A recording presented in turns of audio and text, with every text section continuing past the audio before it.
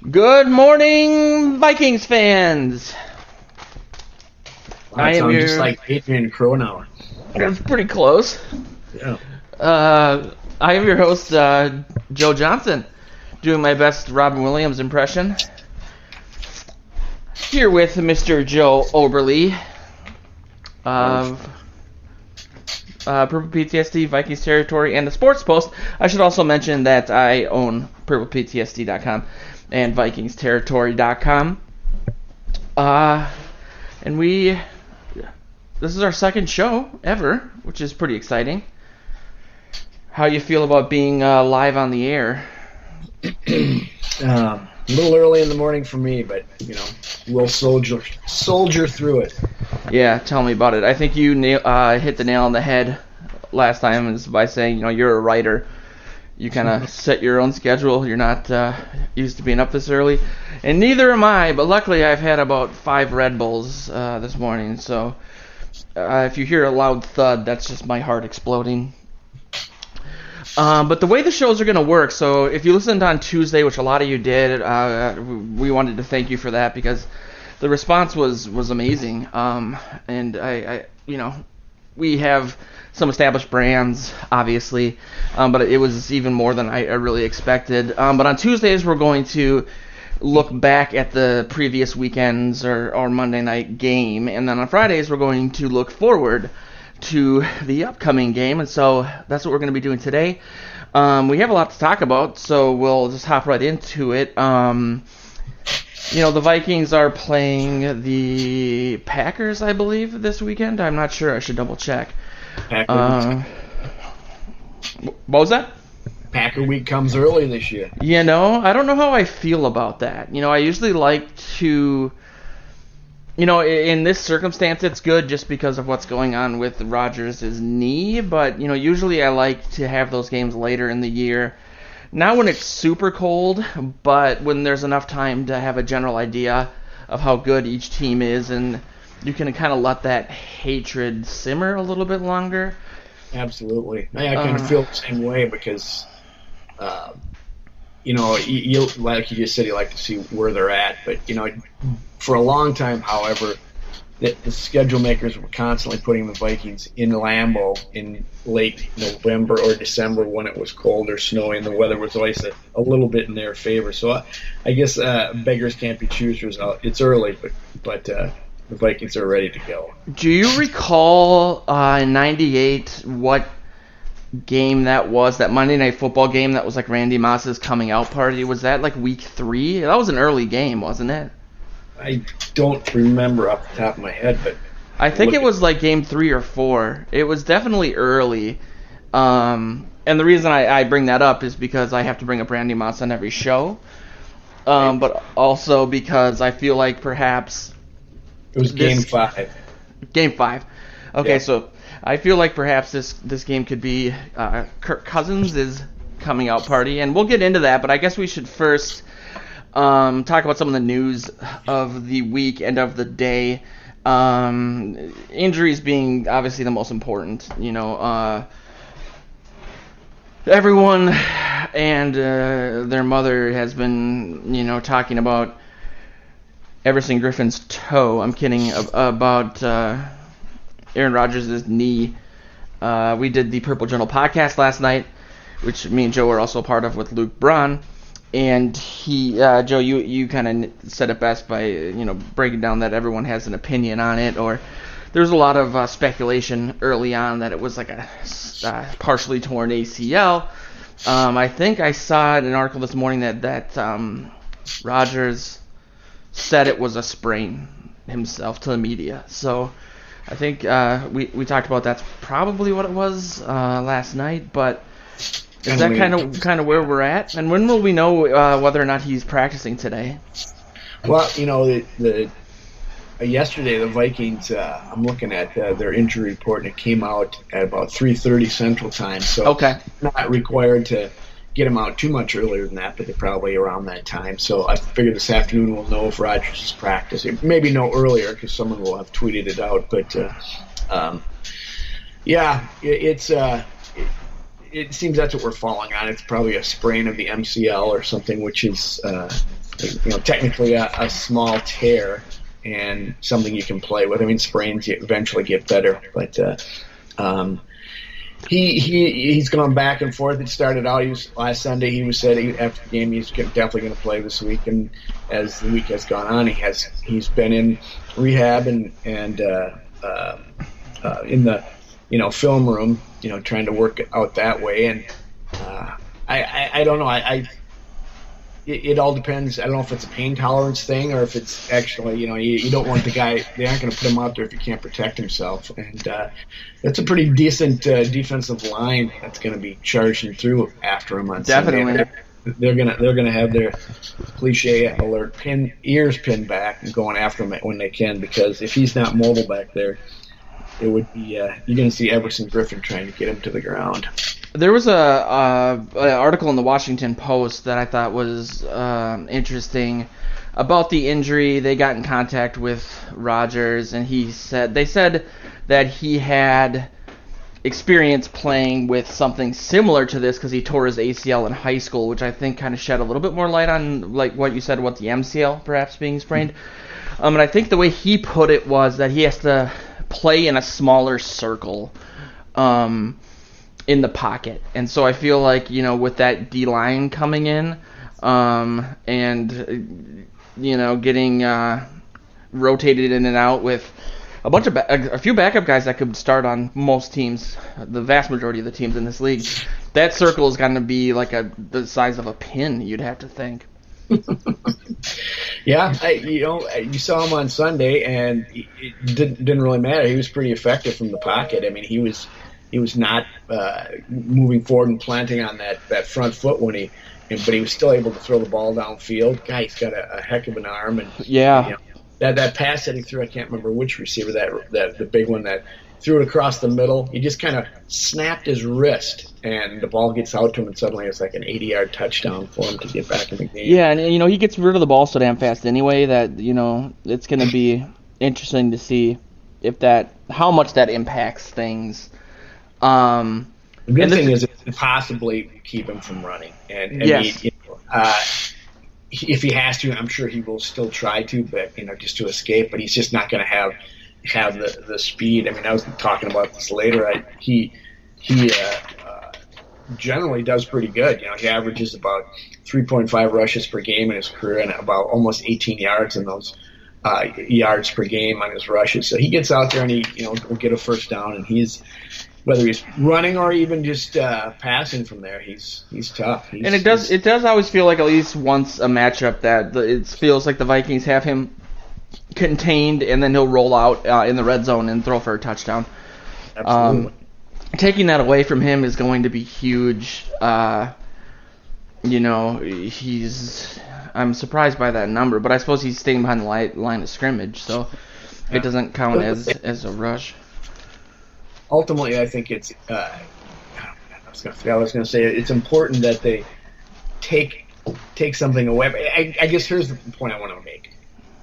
The guy came out after halftime after this injury and played effectively. So, I mean, there's probably a lot of smoke going on here. They were, you don't practice a guy that's that accomplished in the league all week, but then you can still start him on Sunday because he's that important to your team. So, I really think he will start one way or the other on Sunday, and he'll be in the lineup. So they should definitely be preparing for that, which they are. Yeah, there was an article too that I might have linked this morning that talked about just beyond that.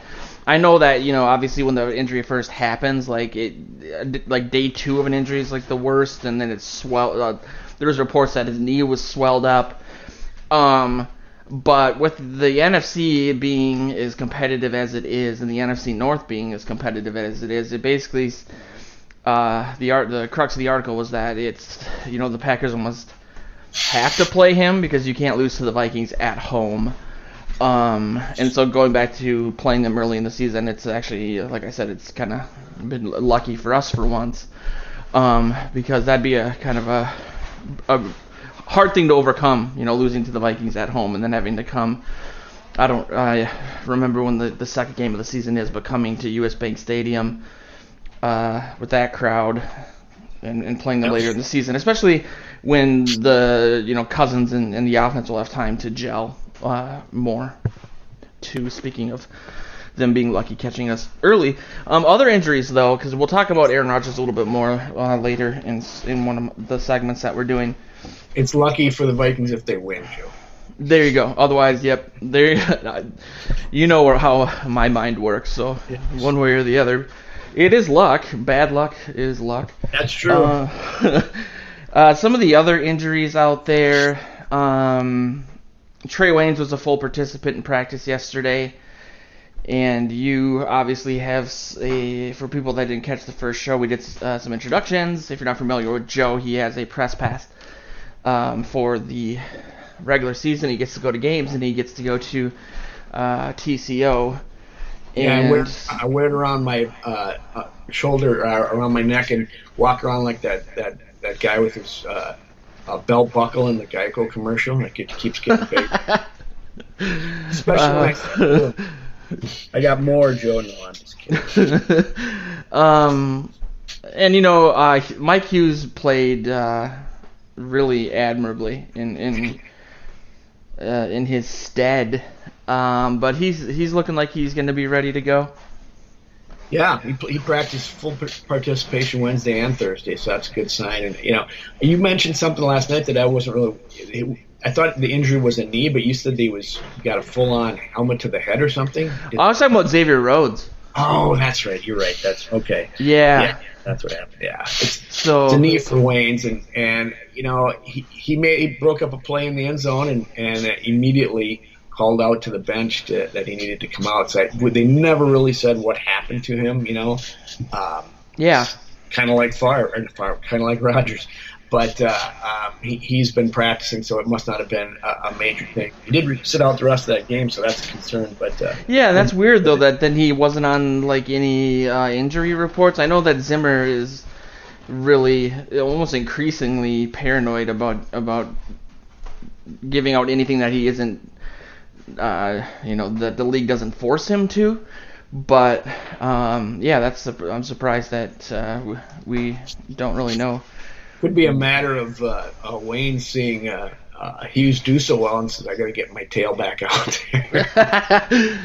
Yeah, especially considering the prevailing theory that it's going to come down to him or Sheldon Richardson in terms of who they can afford to keep after the season, and considering how he's been playing.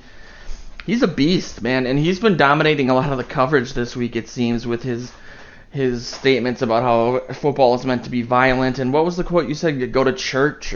Yeah, it says if you don't like the violence, go to church on Sunday. He's a great quote. There's no two ways about it. Yeah, I've talked to him a couple times, and he's just I've said it before. He's just got this look behind his eyes that there's there's a little nasty to him. There's a little. You can see that he might even appreciate the violence. It just, and he's got this impish grin behind it. So, it's a guy who I think definitely likes to wreak some havoc on the defensive line into the opposing backfield. So, hopefully, he keeps that up. Like Zimmer said, he says, "Well, now it's on tape. Now it's what I expect all the time." So that kind of implies that he hasn't always been seeing it. But, what an addition that would be to this defensive unit if he plays like that, 9 times out of 10 in the game. Yeah. So it was. I don't want to. I am one that is known for being hyperbolic in regards to my reaction to the team, but I would say that he was Khalil Mack in regards to his influence on that game or his impact on the game. You mean he was a bench second win in the second quarter? Is that yeah, pretty much. And that he's overpaid. But yeah, he could, it's a pick your poison. We talked about this in the Purple Journal podcast last night. But it's definitely like a pick your poison thing with that defense. The defense in general, but that defensive line is just terrifying, from one side to the other. And speaking of that, I'm starting to feel like Everson Griffin is the Yao Ming of the Minnesota Vikings. There is the report of another foot injury. He had the plantar fasciitis last year. He now has a toe. It just says toe. So people are wondering if it's turf toe, which is something that can really be bothersome for weeks on end or months on end. Maybe something happened at Topgolf the other day. I saw him there on Wednesday for the VIP thing, and he was there golfing with his kids, but he was moving around pretty good. So, did you see him tee off?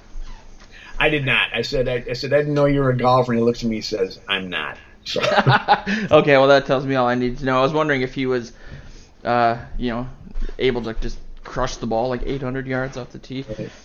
So that's interesting, though. We'll see what happens with that. That's, you want him to, in his prime, really get like a full stretch for a season where he'll be able to. I don't want him to look back and say, because of these injuries, I didn't have a chance to break the single season record. He's been on pace before.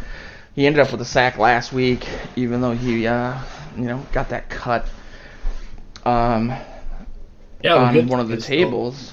I mean, you had mentioned you wanted to talk about it, but the fact the rotation. I mean that's a good thing. If he's going to be nicked up a little bit, better to get those guys in there and get them going, the backups a little bit. So. Yeah, and Zimmer talked about that. They kind of did a full. I think it was like 14 minutes left in the first half. The starters ended up playing 90% of the game anywhere, 95%. They broke down the minutes. There's an article about it if you guys want to look it up.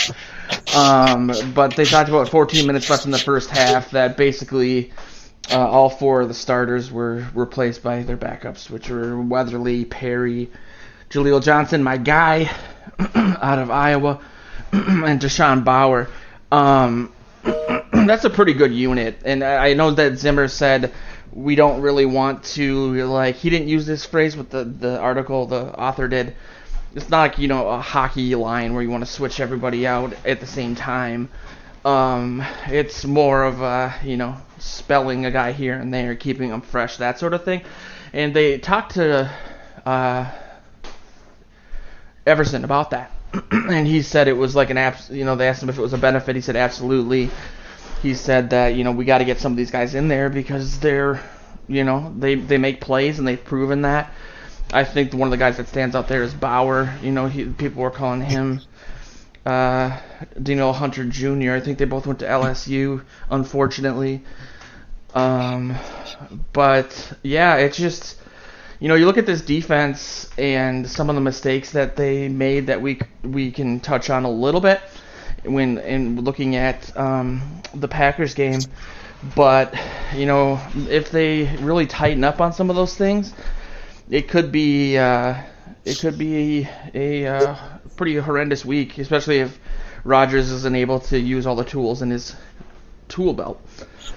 They've talked since Zimmer's come in. They've talked about wanting to get some depth on the defensive line just for that reason alone. I mean, they talked about it even before he was here. I mean, that I think that's huge. You keep your defensive linemen fresh. You're going to get I would think, more production out of them. And the first line is something else. So we talked about it last night. I mean, with the addition of Richardson, you got Linval Joseph and Hunter and Griffin. My goodness, that is a formidable unit. That if it's a Pro Bowl team.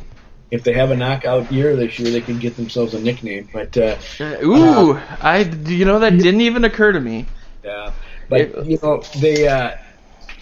It's only as strong as your backups too, because you can't go full hog the whole game and expect to have the same ability late in the fourth quarter when you really need it and when the other team's trying to win. So it's huge to get some guys on there they can trust to spell the front line and keep them fresh and just what fun I grew up in those days from the Purple People Leaders, it was just a blast to watch them blow up the offensive line and go in there and get the quarterback. And back then when you could actually hit the quarterback. So now it would be keep these guys fresh, and it'll be just as fun to watch them all game long chasing the gimpy Aaron Rodgers around. Yeah, it would be poetic justice. And I know in the NFL, you never want to root for a player to be injured. Their livelihood's on the line. But this isn't a defensive lineman, but it would be great if Anthony Barr was able to just rock Rodgers this weekend. I'll settle for a sack fumble recovery. Yeah. I don't need him to be hurt. I need him to be in there limping around so he's easier to get. So Yeah. All season long. Yeah, I was gonna say, well, I just meant hit really hard, but last night I'm pretty sure I wished for his death, so I'm not gonna. I have nowhere to hide on that one.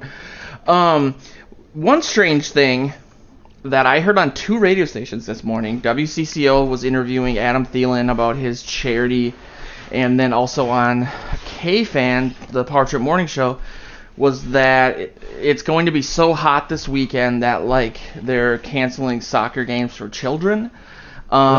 Yes, and so I looked at what the temperature is going to be in Green Bay, and it says 84 to 86. So I don't know if you've heard anything about that.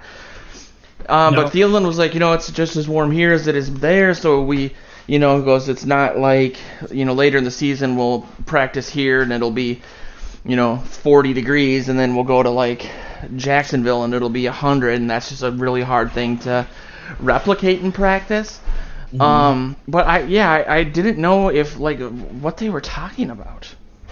Well, that seems really strange to cancel soccer games in the fall because of heat, but Yeah, it's been a long time since I had to worry about that with my kids playing soccer, but jeepers. So I don't know. I mean, they'll play. I don't think you've ever canceled an NFL game over due to it's too hot out. So.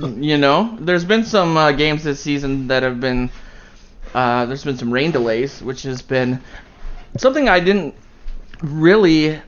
I've never seen. I know it was probably more due to the lightning than the rain. Yes. But that's something that's I don't recall seeing very often. But yeah, sponsor alert. Check out sportsbookreview.com. They help you kind of find the best place now that sports gambling is legal to, put your money and feel confident about it. Also, if you're looking for last-minute tickets to the game, we have a couple ticket provider sponsors on both sites. You'll see an article about it from yesterday, and then you'll see a section that says tickets. Our goal is to really work with as many ticket providers as possible, so you guys get as many options as possible. So it doesn't feel like we're just pushing whichever is giving us the most money, but rather becoming a hub for all the different providers. Right now, the providers we are working for are Ticket Club and Ticket IQ. Ticket IQ is a lot like StubHub or like Tickets.expert. Ticket Club is different, and it's really kind of cool. You pay $10 a year, and then for that 12-month period, you get you don't have to pay any fees. So StubHub will charge you 20 to 25% per ticket, which is insane because that's $25 every $100 you spend. Which for 2 tickets, that's $50. So for the $10, you basically can waive those fees for anything. It's not just for a football; it can be for concerts, for anything. Both sites, if you use either Purple PTSD or Vikings Territory, you get a discount. So you'll get $5 for the year. That's next to nothing. So check that out. But I brought up sportsbookreview.com because the last thing I wanted to touch on was the odds or the line of the game. I think at last call the Packers were 1-point favorites, and obviously the home team gets like a 3-point cushion. And so, I'm not the biggest gambler ever. I've had to have Luke explain overs and unders and those numbers to me a million times. But I think that means that basically the Vikings might be a little favored because of that 3-point cushion. You can kind of call it a push. I mean, it's 1 point. You can call it that more people are betting on the Vikings. Yeah, and it's interesting just with all the uncertainty. I'm sure that's what Vegas hates the most. This could very well be if Rodgers doesn't play, they could end up losing a ton of money, which is probably why they tried to maybe entice the Packers people to put more money into it. I'm not really sure how that works, but It looks like from what I saw, and I know, Joe, you're not really big on this kind of stuff because it's all subjective anyway, but it looked like a lot of the quote-unquote experts nationally were picking the Vikings to take this game. Most were, it was still a really tight game, though, 28-24, that kind of thing. We did our predictions last night. And before we get into a segment that you came up with that is amazing, actually, we'll get into that later. I was going to say we could talk about our predictions a little bit, but that kind of buries the lead. Do you want to kind of break down the Friday's Furious 5 facts and figures? I got it. It's what are we calling it now? No, it's been so many, Fact and Furious Friday. There, that works. After the sponsored by Vin Diesel. Exactly. I gotta tell you, I mean, we have the tail of the tape on Tuesday, and now we have Fact and Furious Friday. I always appreciate alliteration, so put that out there. It's better than my super sad Sundays. We don't want any of those this year. Now these are just threw together 5 facts that may impact the game at some point, and things. Some of them are just some numbers I pulled out, and some of them are just things the Vikings should do. But the first one I got is called Cracking Graham. Last week, I guess I'm referring to what's his name? Jimmy Graham. Sorry. Last week, alliteration and puns.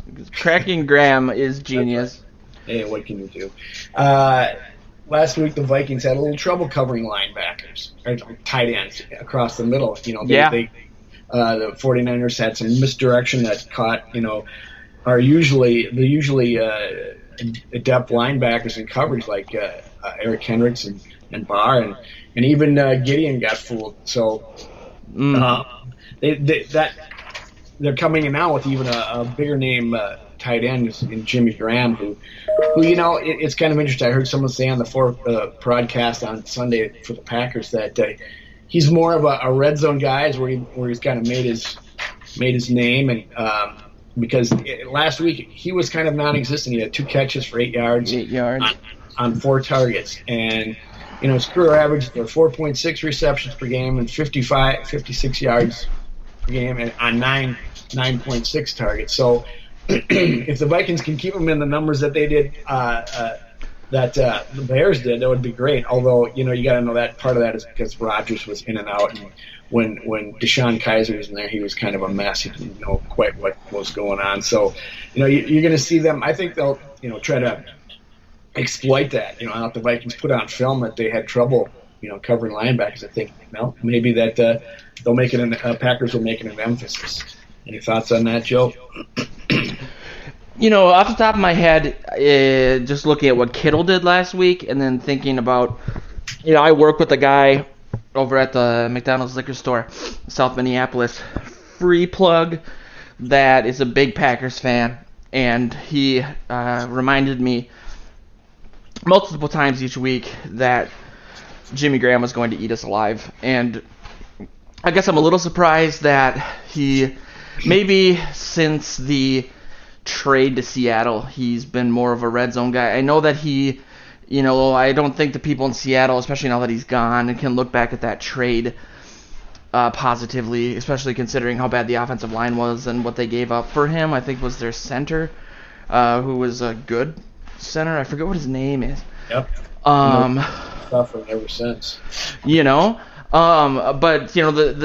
the when I think of Jimmy Graham, I think of a guy who is 6'7", almost 6'8", and is basically just a gigantic wide receiver.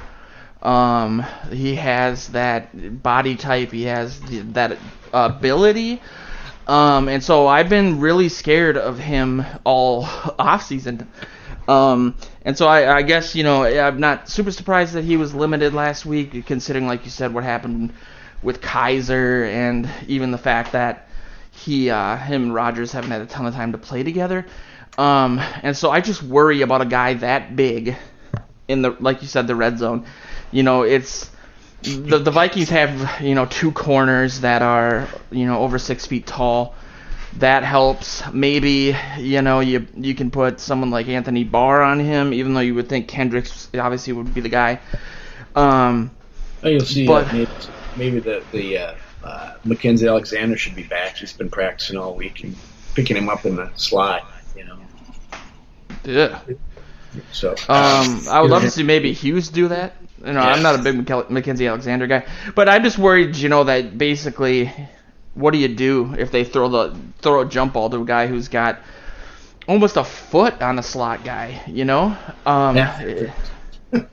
It's just like crap. So you got to bring pressure to maybe disrupt that a little bit.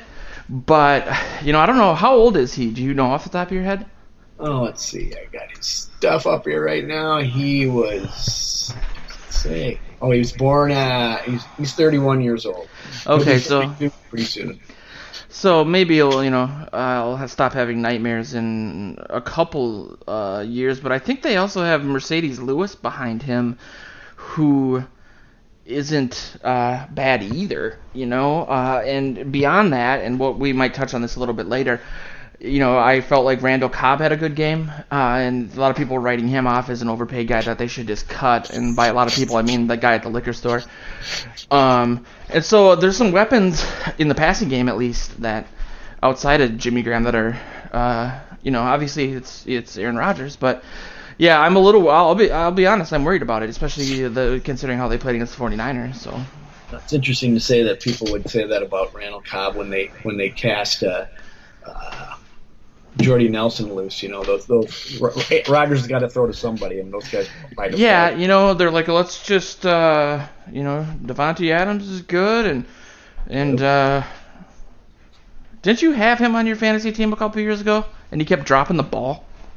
I don't know. Or maybe I did, and our lives are just blurring together. I don't draft many Packers except for Rodgers because I hate to see him. Yeah, I hate pulling for fantasy players and teams I want to lose. Yeah, the way I look at that is, if the Vikings lose, then maybe there'll be a silver lining for me. But yeah, that's rough. And my brother always bet me on the Vikings. And he always wanted to take whoever they were playing so he could cover his tail and still. So for a case of beer, right? Just for money. Oh, money! Ooh, even better. But yeah, we'll see what happens. Hopefully, there's still kind of a work in progress for now. Yep. Number 2, we kind of talked about this already. It's called contain A-Raj, and keeping him in the pocket is huge. He's not going to be as mobile. He's not going to look to run, and he's not going to be able to avoid tackles. I mean, he's got a knack for just making the quick sidestep and taking a defender's momentum right out of play, because he's quick. There's no two ways about it. But he's not going to be quick on a gimpy knee, especially with one that's a sprain. So, he like I said earlier, he rushed one time 15 yards last week, but we know why that was, because he got injured, and he generally 3.5 rushes per game for 17, almost 18 yards. And, if they keep him in the pocket, that makes him a little less, a little more one-dimensional, and you might not have to spy on him. Then you got people, we get the rush up the middle from Sheldon Richardson and Linval Joseph and push him to the outside a little bit, and that will I think have a heck of a lot to do with winning that ball game. Just to touch on that really quickly, my segment is like the 3 ways that each team is going to win, and one of them for the Packers is keeping the Vikings one-dimensional and putting basically everything on Kirk Cousins. And I feel like it's different, but yeah, containing Rodgers without having somebody having to spy on him especially is going to be so big, just because then you have that player basically out in coverage. So you'll contain him in regards to he's not going to roll out of the pocket, but you don't need to keep somebody there in the red zone, for example, perhaps to do that. And then you got a guy like Anthony Barr or Eric Kendricks that can drop back into coverage. So it's kind of like an exponential benefit. Mm-hmm. Yeah, that I am hoping that's the case. All right. Number 3 would be exploit the rookie cornerbacks. The Packers drafted a couple rookie cornerbacks to shore up their defensive backfield, which has really struggled for them in the past few years. Jair Alexander and Josh Jackson are the Yep. two rookies. And, they at first they were down on the depth chart, but last week Jair and Jackson played 70 and 66% of the defensive snaps, respectively. So Wow. they were in the game. They were in the game. They got some action, and I think I touched on this last night. How Kirk Cousins kind of poo-pooed that some rookies can play. Look at Mike Hughes. Look at Sean Lattimore. So Yeah. you can't expect them to go out there and be stumbling over their own feet, but. Yeah, he also said there's ways that you can, start to watch your tendencies and try to exploit them, and I think that's what they have to do. Test them downfield a little bit, and open it up so that there's some room underneath for Dalvin Cook to get out. Mm. So I think that'll be they're going to be out there. They're playing, they're already playing a lot, and they're only going to get better. So better to get after them while they're young. Yeah, and I listened to that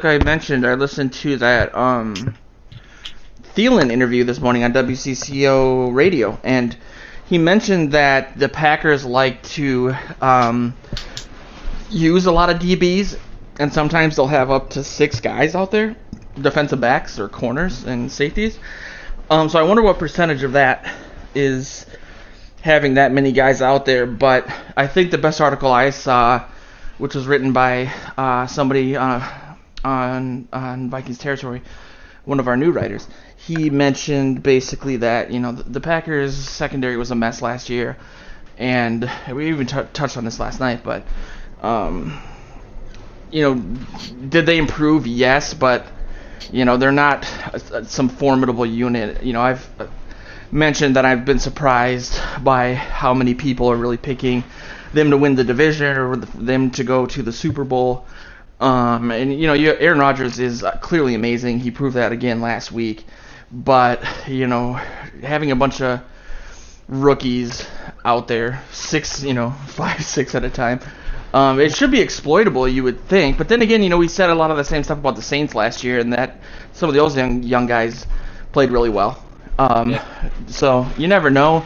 With the Packers, in my lifetime, they always seem to get lucky with this kind of stuff. So hopefully that spell is broken. I really think, a lot of that, like you're saying, a lot of preseason prognostications are resting on the bony shoulders of Aaron Rodgers. So he is amazing. He's very talented. He is with Tom Brady being 40 years old, Rodgers is far and away, I think, the best player in the league right now. Do you feel like maybe he is going to be chronically injured at this point in his career? Like Rodgers? Yes.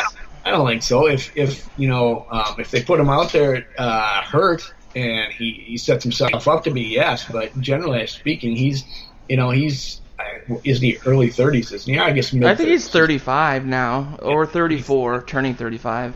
I'm just looking at the 2 collarbones recently, and then this. Granted, this isn't,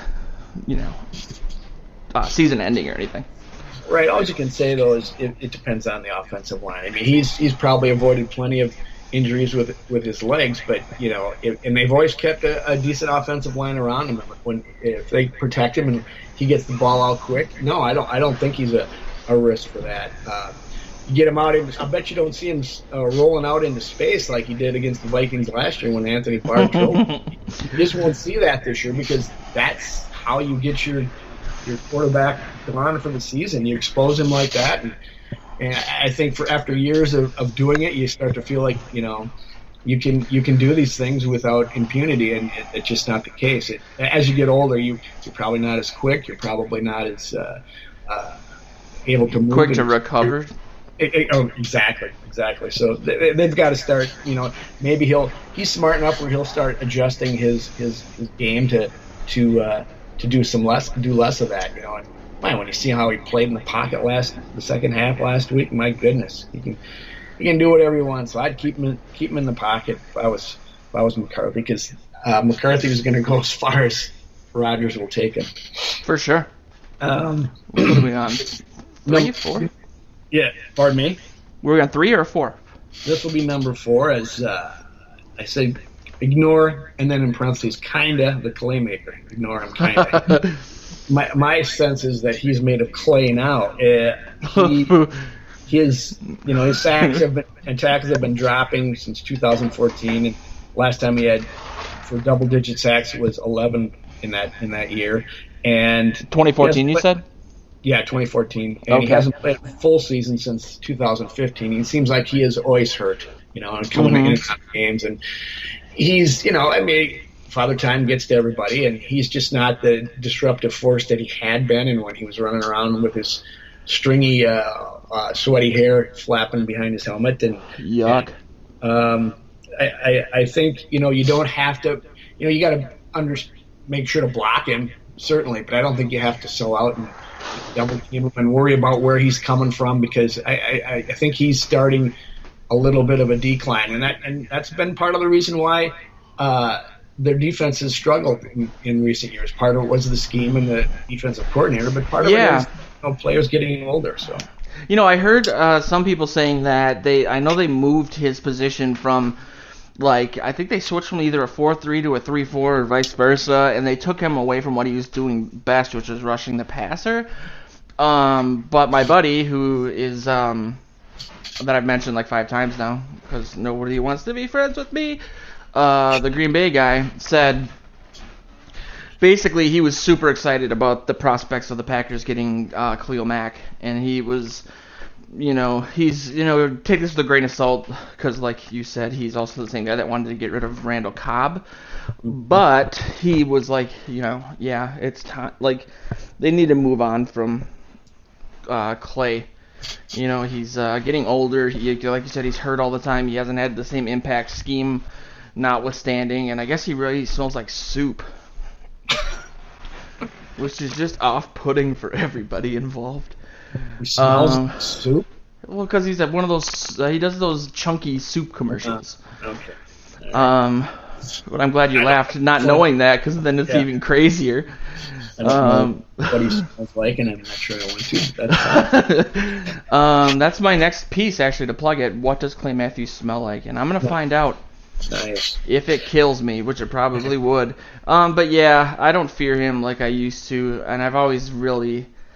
that long hair gets to me. He reminds me of a pro wrestler in the 90s. You got to pay attention to him, because he's still talented, and he's a talented athlete, and when his motor's going, it can go. But he's just not. I wonder how old he is now. I'm not sure right off the top of my head, but I got my phone and is charging. Otherwise, I usually look this stuff up. I'm gonna look it up real quick. I feel like he's old. He's been around. He was here before Rodgers, I believe. They're probably similar vintage, but 32. He's younger than Rodgers. But it says that in soup years he's 40. I got to get to number 5 here before my voice completely goes out. You really aren't a morning person. You're falling apart here. Especially after now you got me doing this 3 times a week, Joe. It's difficult. My pipes are not made for that. I'm older than Aaron Rodgers, for crying out loud. So you're probably not going to want to join my band? Probably not. Last one is Invader Zim must take over the pack. You should get that reference, right? Invader Zim. Come on, Joe. No idea. Does it have to do with soup? No, it's a cartoon. And Invader Zim was always trying to take over the world. What? I've never heard of that. Oh, my goodness. Here I'm trying to reach out to the young generation on their level, which is either video games and totally violent cartoons. So it's called Invader Zim Takes Over the World? It's called Invaders, something Invader. Just, Google Invader Zim, and that's his plot in every show. He's trying to take over the world. And as someone else says, yeah, but he's not very good at it. It was like Pinky and the Brain. Yes. Anyway, Zim is currently Mike Zimmer. That is 4-4 against Mike McCarthy. But the Vikings have taken 4 out of the last 5, which is pretty nice, and he needs to keep that rolling because when you go back to the previous coaches that were around when McCarthy was, Childress was 5-7 against them, and Frazier was 1-5-1. So Mike Zimmer has a chance to have a winning record with a game win on Sunday against his nemesis across the border, and I think it'd be great because ultimately you got to measure yourself against the best teams when you're playing. I mean, it's I don't know if we were saying this before, but it's like you I was talking about somebody. It doesn't matter if you win a lot of games, but you got to make dang sure you beat the Packers, and that's what Lovie Smith said when he came into Chicago. He says, I got to make sure to beat the Packers, and so. What did you say the Zimmer's record was against them? It's 4-4 right now, I believe. Oh. And okay, but they've won 4 of the last 5, so that's what it is. Yes, and it's time for him to jump above 500 with this win this week. I'd love to see it for sure, and then they can focus on their record against the Lions. Yeah, and the record in Chicago. I think they won last season, but they've been atrocious that way. Building on that, obviously, winning in your division is clearly, super important. But I think it's important beyond just, the playoff ramifications or the banners, in that it shows that maybe your team isn't exploitable. It doesn't have some sort of weakness that those teams can see because they play you so often. Mm-hmm. So you look at like the Patriots and how good they've done in the AFC East, and it's because they're really kind of hard to beat, which isn't the biggest take. I am extremely interested in learning about this Invader Zim. It looks like it was on Nickelodeon in 2001, 2002, which I graduated high school in 2002, which is probably why I didn't ever see it. But wow. Blew my mind. I've called him Invader Zim in several articles in the past few years, and I don't know if I don't know if the audience got it or not, but apparently this audience of 1 today did not get it.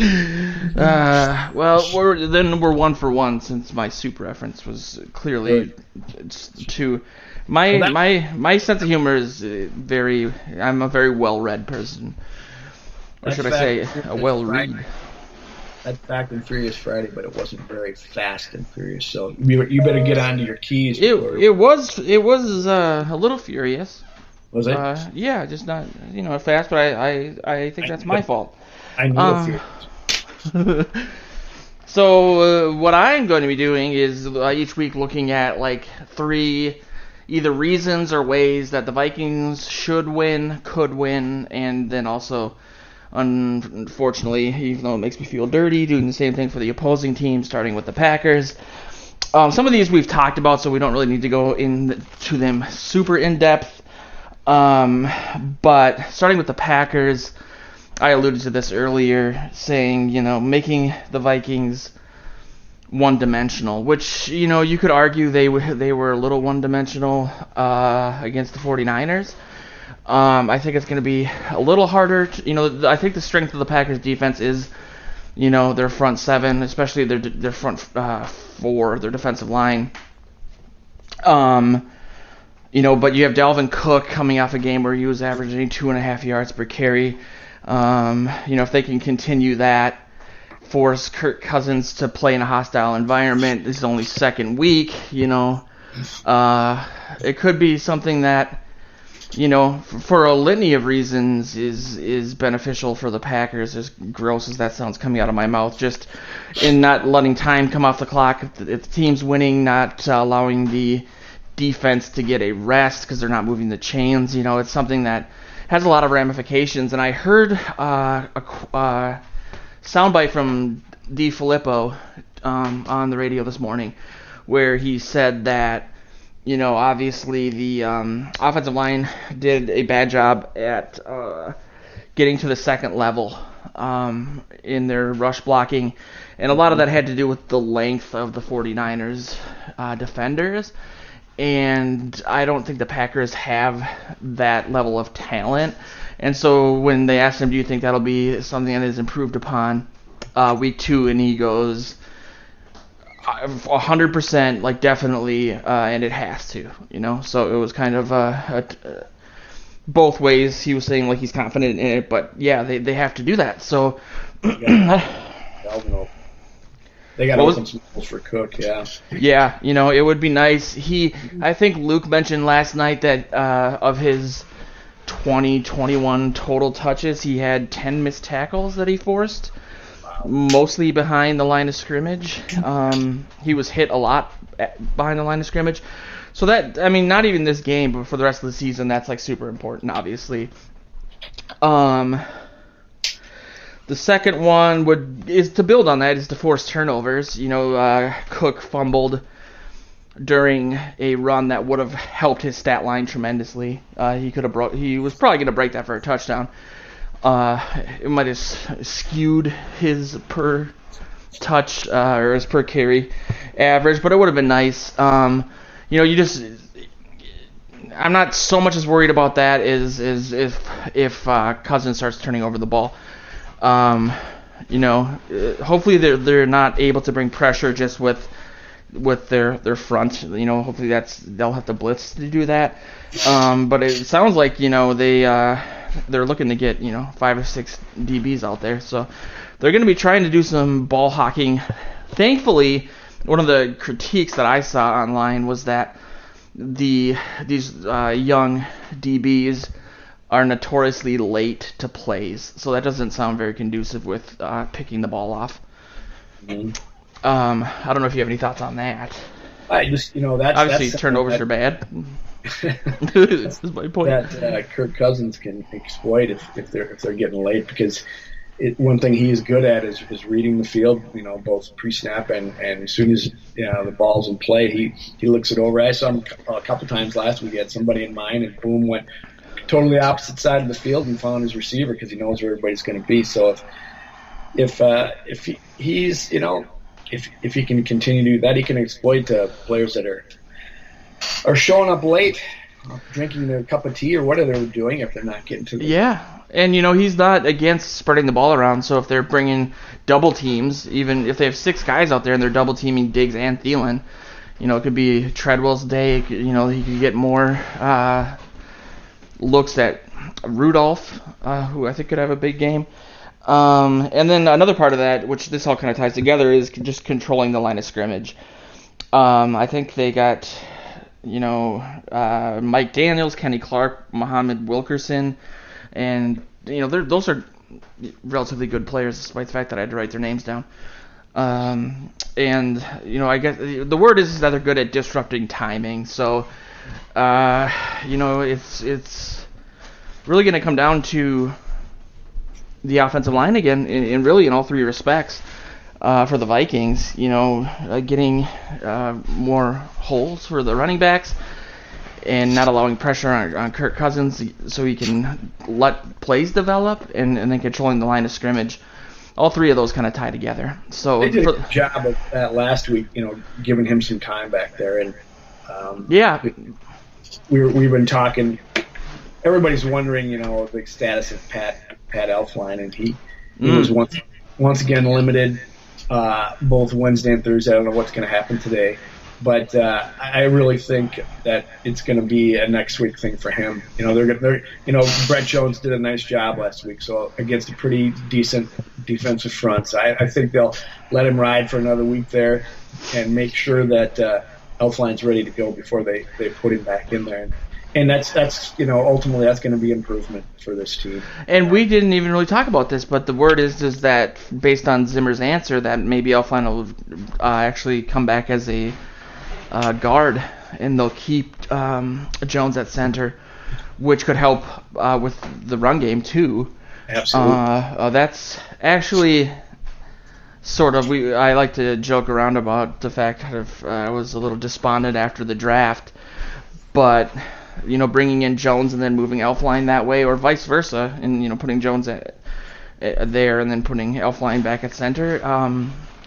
the line could actually, the addition by subtraction with Easton going out that some people thought they might. So that's exciting. Could be smoke too. You never know. That's true. Yeah, he seems to be getting more clandestine. That's take over the pack. Sorry, just trying to bring it back to Invader Zim. Sorry, Joe. I'll get there. A lot of this is stuff we talked about. Exploiting that youth on defense. Besides the fact that they're late to arrive on plays, they're also it's hard for them to get contained on the outside. So maybe doing some screens to the outside like they were doing last week. Wide receiver screens too. We talked about obviously Aaron Rodgers being hurt and not, his lack of mobility. So the biggest thing the third one, since I'm breezing through, these are the fast and furious, I guess. There you go. Is we talked about on the show last night that, I took something that Luke said in 2015 when the Vikings were 5-0 at the bye week, and he said, well, look at the way that they've won these games. They've all been semi-miraculous in different ways, and they're all unsustainable. And I felt like, watching the 49ers game, that perhaps that was also an unsustainable win just based on like how they won that game with the turnover on the inch-yard line, the 49ers biting on that hard count. And I know that, Luke kind of basically said, no, well, that's kind of how good the defense is, and maybe it won't happen in that way. But yeah, it kind of occurred to me that, obviously you're not going to be able to rely on turnovers on the, the inch-yard line and stuff like that, or maybe even 4 turnovers. But this defense is really good. Obviously, we were all a little bummed about Sharif Floyd and his